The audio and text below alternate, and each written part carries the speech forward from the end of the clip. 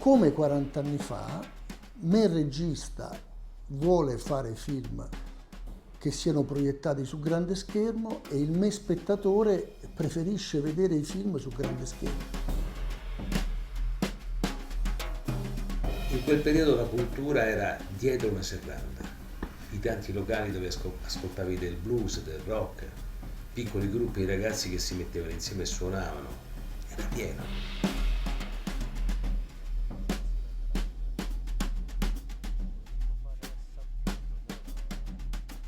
C'erano dei supporti in ferro sul soffitto che come delle fughe lineari ti portavano dentro lo schermo.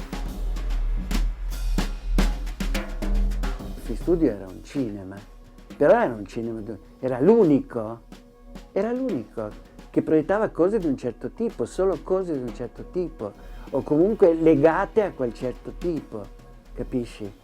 E il studio è stato di un'importanza enorme, enorme.